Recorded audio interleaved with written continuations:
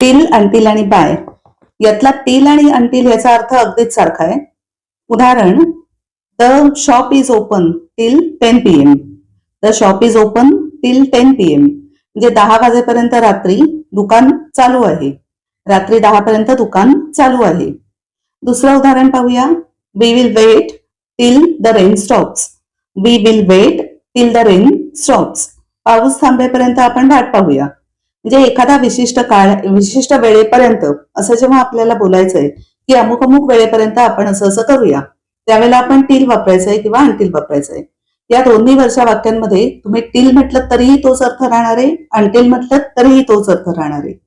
पण जेव्हा तुम्हाला बाय म्हणायचंय, PY बाय, त्यावेळेला त्याचा अर्थ पर्यंत असा आहे, पण वेगळ्या अर्थीपर्यंत असा आहे.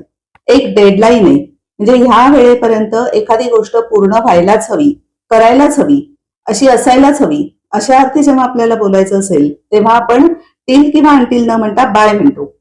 फॉर एक्झाम्पल, जर मी म्हटलं please submit the report by Saturday. Please submit the report by Saturday. शनिवारपर्यंत तुम्ही अहवाल सादर करा कृपया. आता शनिवारपर्यंत याचा अर्थ तुम्ही आधी केलात तर चालेलच, पण शनिवार नंतर करून चालणार नाही.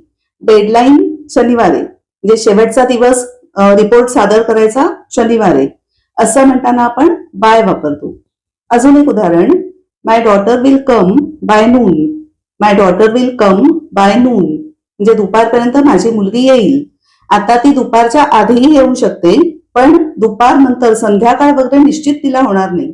असं जेव्हा म्हणायचंय की दुपारपर्यंत ती निश्चितपणे येईल, म्हणजे ती एक डेडलाईन झाली की त्या वेळेपर्यंत ती नक्कीच येईल, असं म्हणताना आपण बाय वापरतो. हा आहे मुख्य फरक टिल, अंटिल आणि बाय मधला.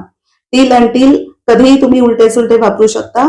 बायचा अर्थ एखाद्या विशिष्ट वेळेपर्यंत एखादी गोष्ट व्हायलाच हवी, डेडलाईन असल्यासारखी. आणि टिल, अंटिलचा अर्थ एक ठराविक ड्युरेशन, म्हणजे हा काळ, या काळापर्यंत, या वेळेपर्यंत.